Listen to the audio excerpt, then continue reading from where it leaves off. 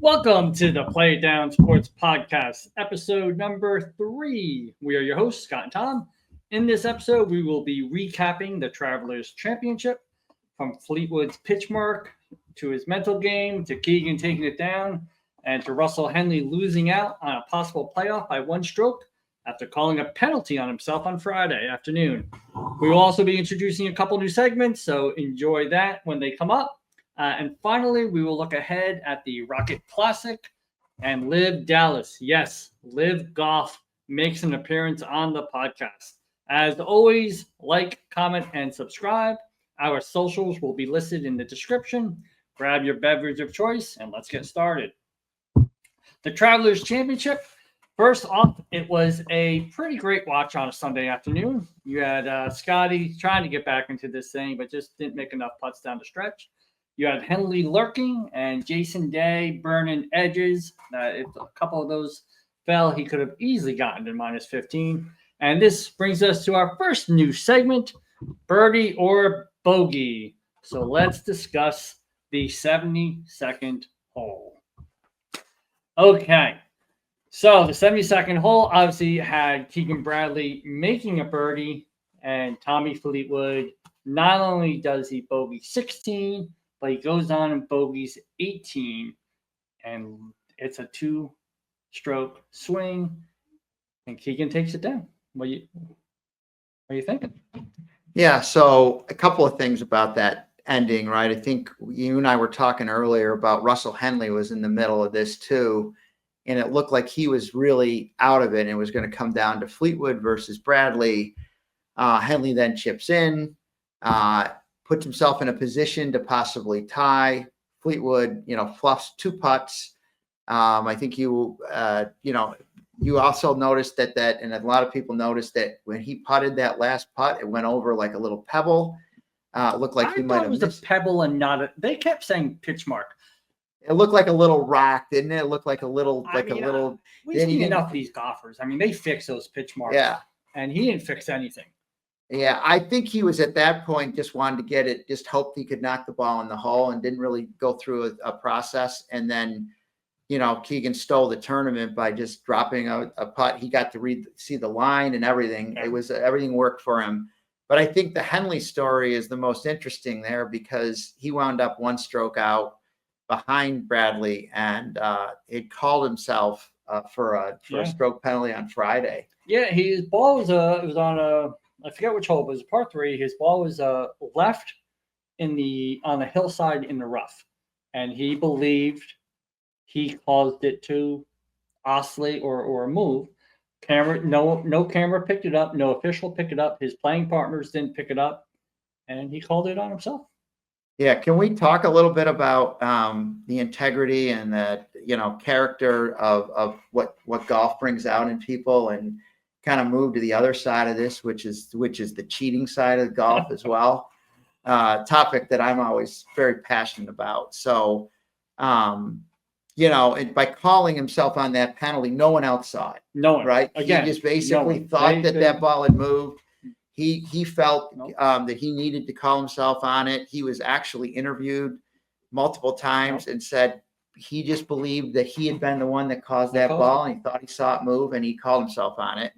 His son was there watching, and he said it was a good teaching moment as well for his son. About the integrity and having obviously integrity for yourself and integrity for your playing partners and the competition. Yeah. It was it's not the first time someone's done it, obviously, but it was in that moment. It ends up costing him because he ends up one stroke behind. Yeah, I mean. Thagala last year in a championship called himself, on a two-stroke penalty for a sand. He thought maybe he'd moved the ball or moved the sand around the ball, right? Then you got Patrick Reed, who intentionally moves the sand and doesn't call it. Which was clearly on camera, right. By the way. If no one's seen it, YouTube video, watch that. I mean, it's as blatant of improving your life situation as I think you can see. Well, before we close this segment, Scooter, I just got to talk about some of the cheating that goes on amongst more of the amateur golfers, right? From you and I play a lot, And I've got a list of different things that people do, right? We have the sandbaggers. Sandbaggers are the ones that buoy up their handicap. It's sort of a disguised way of cheating. So then they get into their tournaments and handicap's a little bit high. We know who they know who they are out there. So those sandbaggers buoy up their handicap, and then they find a way to win these tournaments by playing better than their handicap. We have the pocket ball droppers, right? Those are the ones that can't find a ball and then decide that instead of taking their 2-stroke penalty, they're going to find the ball in their pocket, and then they drop that ball. We've had that happen to us a number of times. And then you have, stroke shavers. Those are the obvious ones, right? They just would have went in if I. Yeah, or I think 8 was really a 7. The 6 was really a 5. Yeah.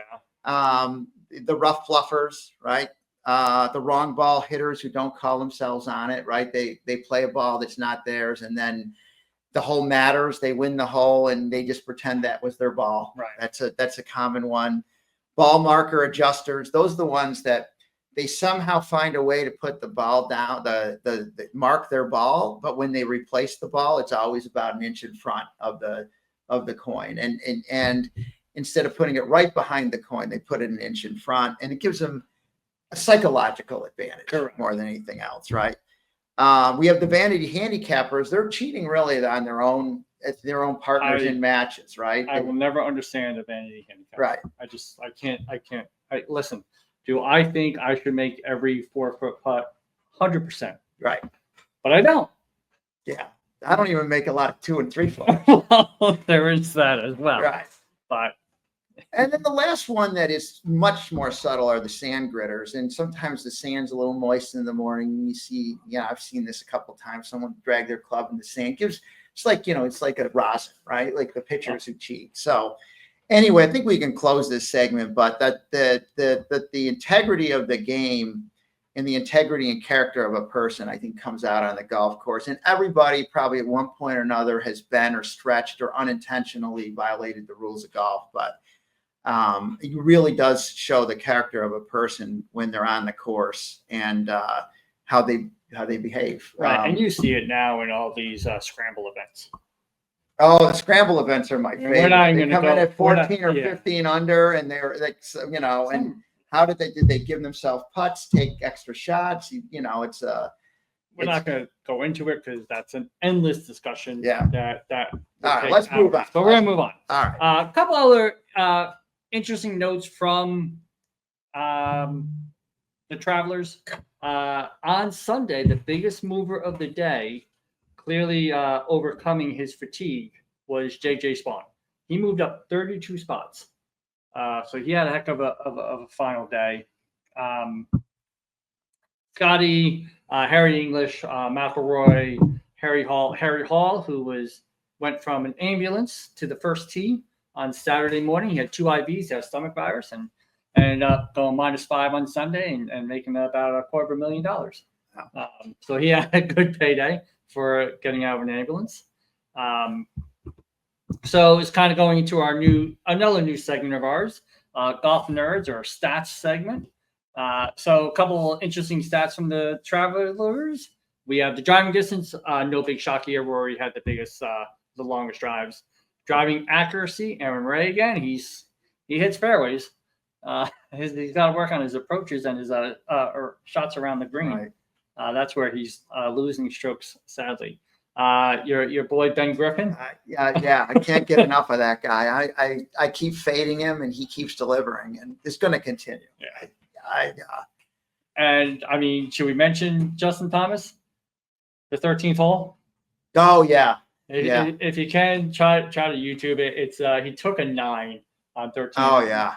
I watched that. Well, I happened to watch that segment. The chips kept coming right down to his feet. It was, and maybe the karma again for some of the whining. I don't know. Maybe. He was also playing really well when yes, he was. He was up there. Yeah. And that I mean, God, what's it? It's a quadruple. So that dropped him.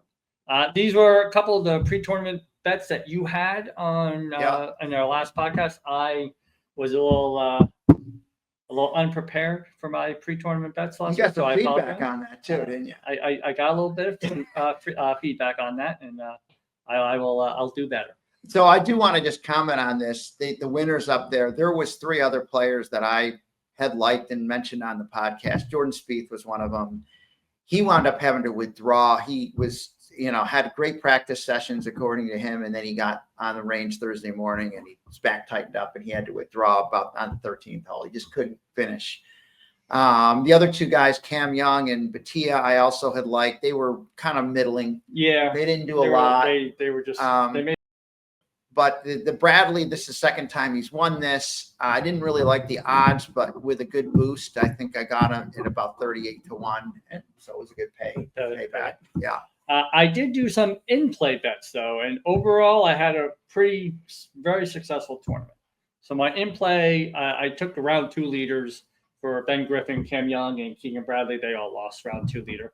I did have Keegan Bradley top 10. I did not have him to win it. But I went up against, I did matchups on Saturday and Sunday, and I picked 9 matchups and I won 8 of them. So overall, I was very happy with the tournament.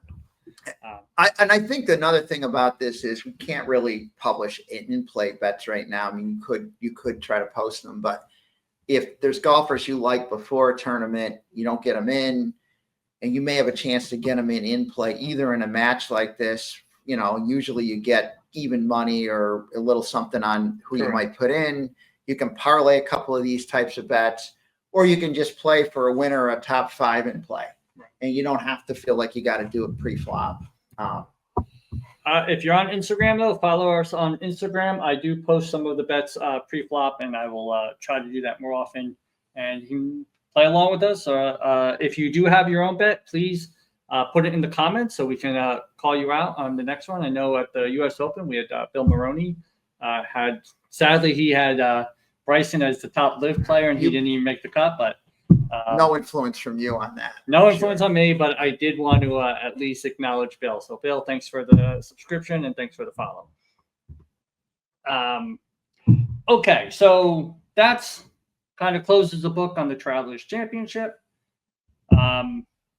What are you thinking about this golf schedule? So we did go from the U.S. Open to a signature event. We're now less than 1 week into the summer.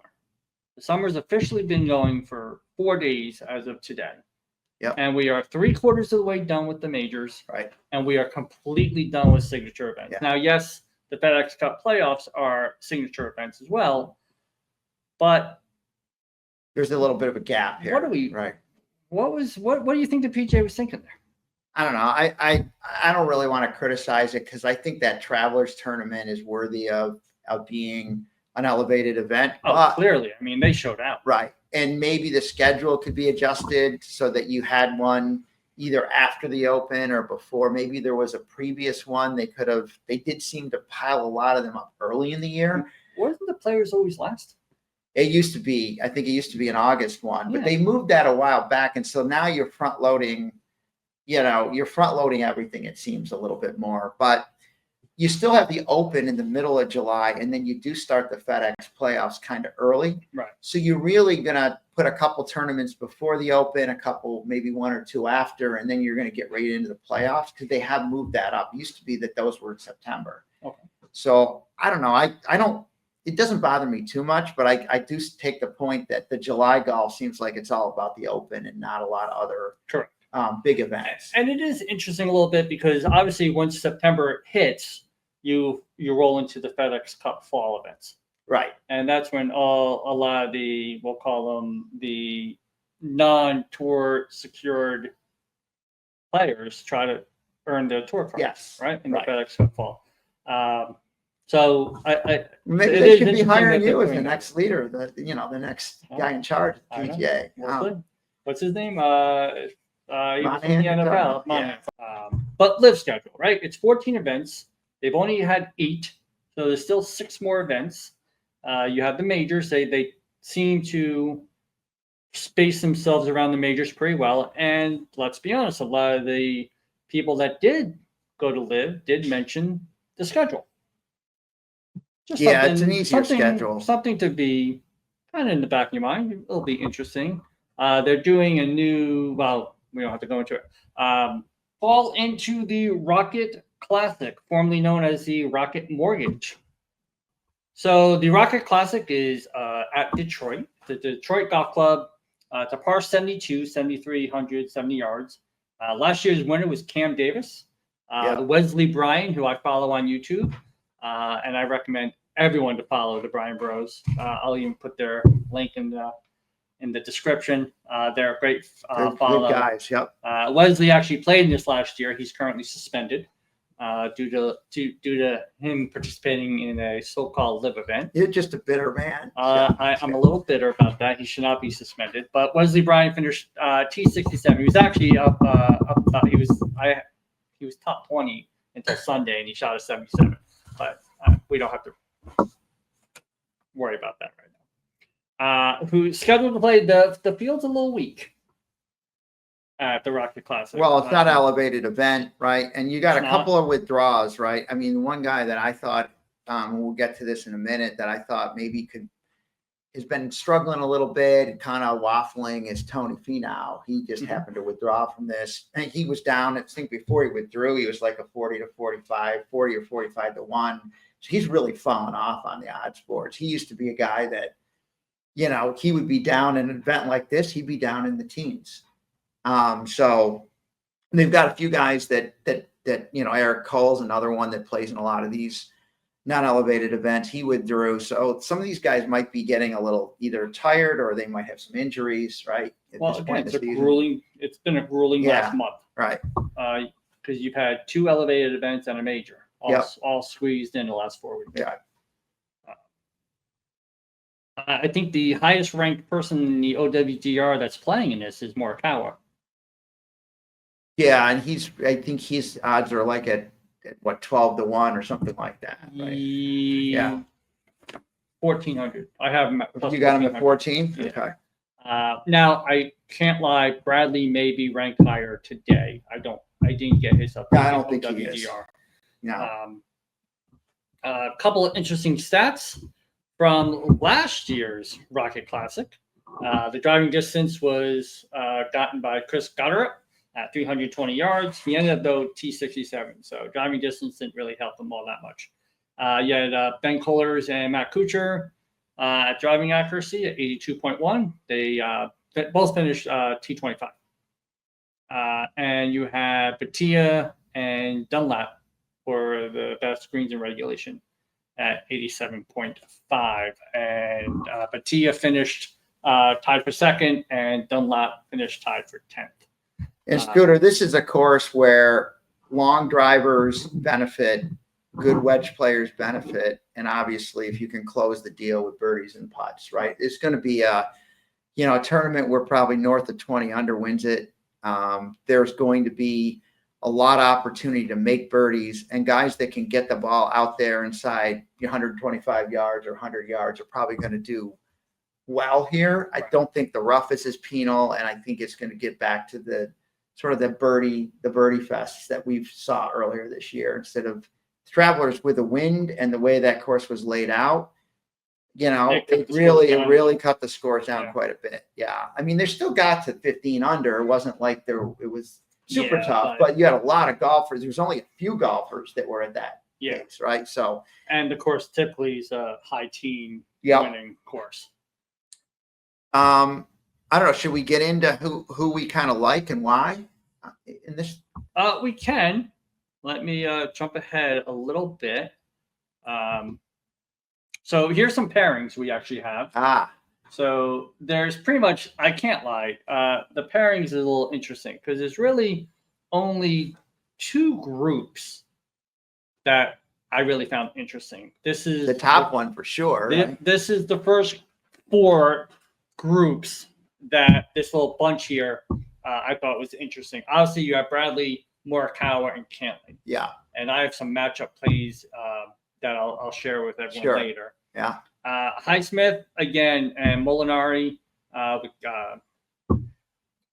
Garrett it's an okay matchup. I like Highsmith over Molinari, but I didn't bet that threesome. But then you have Batia, Fowler, and Fitzpatrick. Yeah. Which I think I would love to watch that. I would follow those guys all day and just watch it because Batia hits it a mile. Right. It could be a good setup for him, actually. I don't know if the course favors lefties necessarily, but I know he's gonna have the ball out there. He's gonna have that, that putter working. Hopefully, he can be dicey with that sweeper the too. sweeper. Yeah. But I do like Batia there. And then what you got? Webb Simpson and Zach Johnson again. Those are old timers. Yeah. Those are just. I think it's just a fun group. And then a little later, you have this grouping. Same thing. These 4 groups that I think are interesting. Obviously, you have Harry Hall, who I like this week. Then you have your Ben Griffin, Hideki, and Matt. That's an interesting group. I think that's a good group to follow. You got Siwoo Kim and Kirk with Thompson. Again, that's an okay group. But I like Gary Woodland, Cam Young, and then you got Cam Young and Aaron Eckhart. I think those are probably the 2 time slots that I like the best. From a viewing standpoint for Thursday and Friday to kind of keep an eye on. Right, because those guys will play together both days in a different time zone. Yeah. Want to go into the bets? Yeah, we could do that. Again, we talked about this course favoring long driving. It favors good wedge play. And I think if you've got birdie opportunities and can sweep some of them in, you're going to wind up in a good spot. Let me just kind of go through these 3 top picks here to win. Cam Young is somebody that I'm getting a little tired of betting him and watching him burn my bankroll, but he's a guy who's played pretty well. He did not play great after the first day yet last week. He played very well in the U.S. Open throughout, played the tough course well. He certainly can hit the ball far.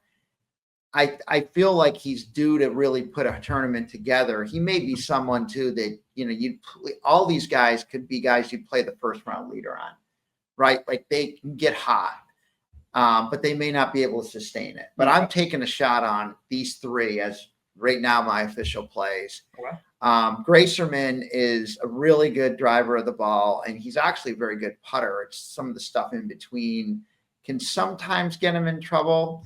But what I've seen with him is he closes holes pretty well, and he's had some good runs lately. So I get a little bit concerned about a guy like this, but he's had some success in tournaments recently. And I think the odds at 35-1, and maybe you can find a boost, are worth it. Keith Mitchell is a pretty well-known golfer. He tends to get out of the gate very well Thursdays and Fridays, and then sort of, he can kind of get himself into trouble. He not that long ago, he was leading a tournament on a Saturday, and then he kind of went into a swoon, right? So I think because the field's a little weaker, I'm going to take a shot on these guys. They all hit the ball far, so their driving is going to be, and they don't get punished if they're a little inaccurate. And it's going to come down to whether they can close holes with putts, and Gracerman is a good putter. And then Don't mention Liv. Don't mention Liv. That's got to have its own little segment. It's got its own segment. Okay.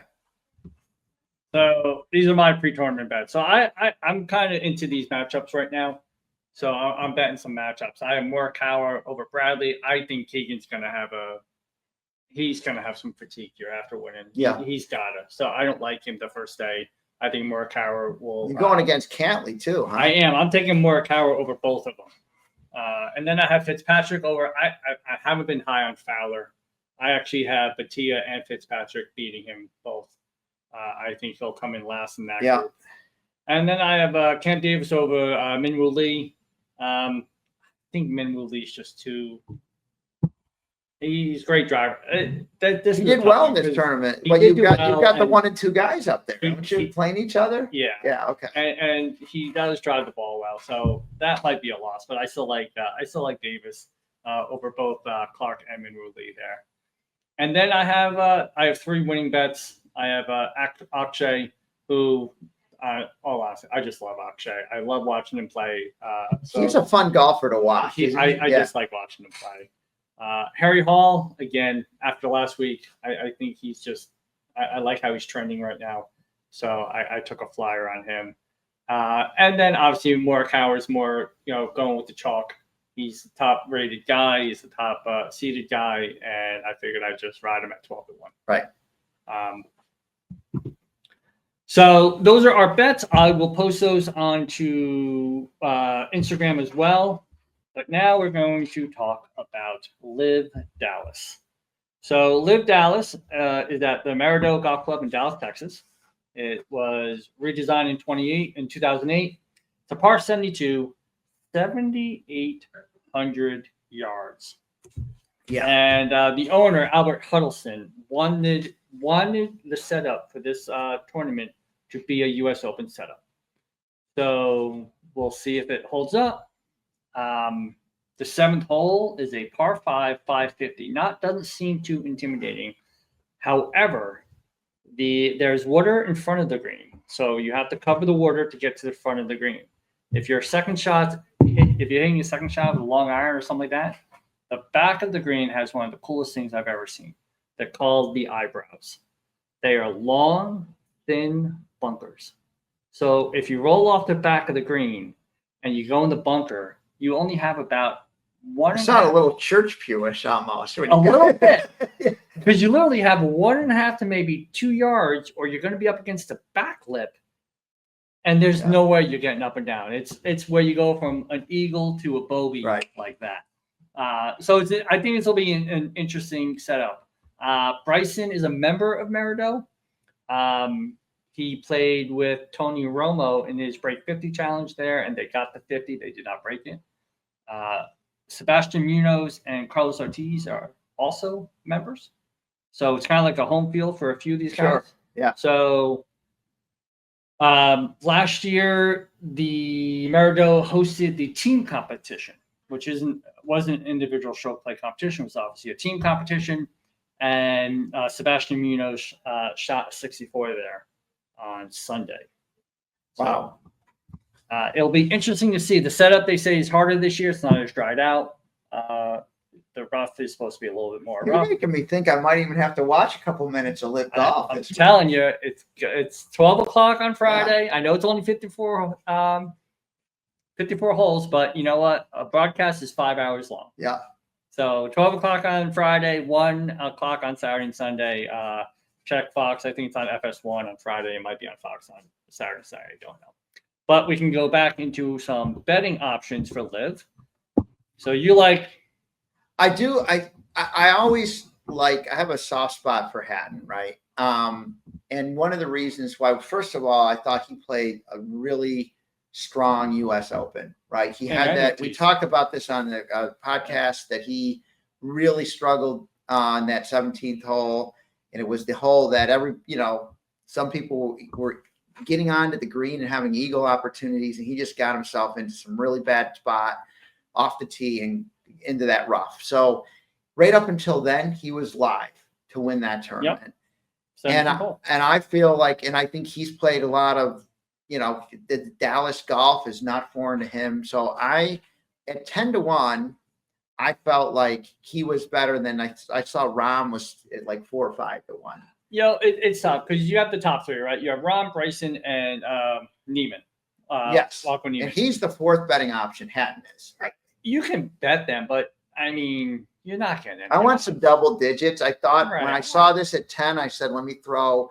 And by the way, in New Jersey, where we are, you can bet on Live Golf, but only through DraftKings. Anyway, so that's really all I got to say about bets on Live Golf. I have a few more. So I have a couple more interesting. So I have to win. I'm grabbing Ortiz, Munoz, and I'm throwing a flyer on Patrick Reed. I think he's got a shot to play well. Will he be able to move the ball in some of those bunkers? Well, I mean, hey, if it gets me paid, I'm okay with it. And then I did top 5 and top 10. So my top 5s, I think these are pretty solid bets. I got Ortiz and Munoz, obviously because they play there so often. And I took a little bit of a flyer at plus 370 for Brooks. And the reason I took a flyer on Brooks is the knock on him lately has been his shots around the green. And he kind of, at the U.S. Open, figured some things out. He had a pretty good run there. He had a really good run. So I'm taking a flyer on Brooks Koepka to be a top 5. And then, So I've been watching Thomas Peters, and he's having a good season on Live. And I mean, it's a top 10 pick, so it's nothing. It's not like I have a tremendous amount of faith in him, but I like his game. I think. Well, there's how many? You said 54 golfers. 56. 56. So, if you feel like he's playing well and you can get over 2-1 on him to place in the top 10, there's some room in there in his ties, right? So yes, it's in good ties. Yeah. Interesting what they're doing at Live this week. They're doing a triple shotgun, they call it. So what that is they have the main groups will go out in a shotgun, and then they'll have a tee time after the shotgun for a foursome off the first tee, and then a tee time after that one. So they call it a triple shotgun, and this is never heard of that. Testing. Again, shotgun is a Live thing, right? Right. It's how you get. I can't lie. It's how you don't have weather be a factor, because everyone plays in the same weather. Right. There is no afternoon and morning. Yeah, that's that it's a factor. But they're testing this to the thought is they're going to be going to either 60 or 62 man tournaments. So they're trying to get more people in there. So that is the future coming up. That's obviously the Rocket Classic and Live Dallas. Do you want to touch on the NBA at all? Yeah, just a 1 minute on that. I think at this point, right, the draft is tonight for the NBA. We had a lot of fun, following the finals. I'm being a Knicks fan. It was a great run for them this year. I think what the Pacers did was unbelievable. They just kept coming at you. They obviously had the unfortunate ending in Game 7. But I started to just take a quick peek at. I love betting on futures, right? And the only problem with futures, you got to tie your money up. But I think and people are like, oh, you're just throwing your money away on them. But I've been paid a few times on good future bets, and I'm willing to take a shot on something that is fairly remote, with the possibility of getting paid 100% on what I bet on it, or having opportunity to sort of hedge it off if you go far enough with it, right? So the one bet early on that I threw in today was on the Atlanta Hawks at 120-1 for next year, right? They picked up Porzingis in a trade. I think it's fairly official at this point from Boston. They've got a couple of really young players. Trae Young, you got to manage. But that team was pretty strong throughout the year, and then they had a real swoon, and then they recovered at the end and almost made it. They got to the playing game.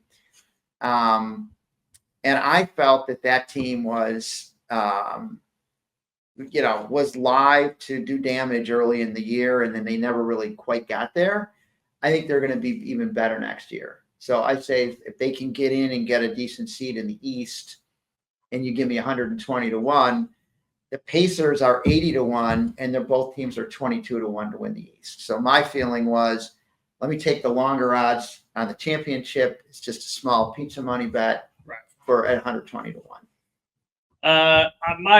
I didn't do any future bets. I will say it was nice to see OKC win it. I would have loved to see how that game turns out if Halliburton doesn't go down there. I think a lot of people would.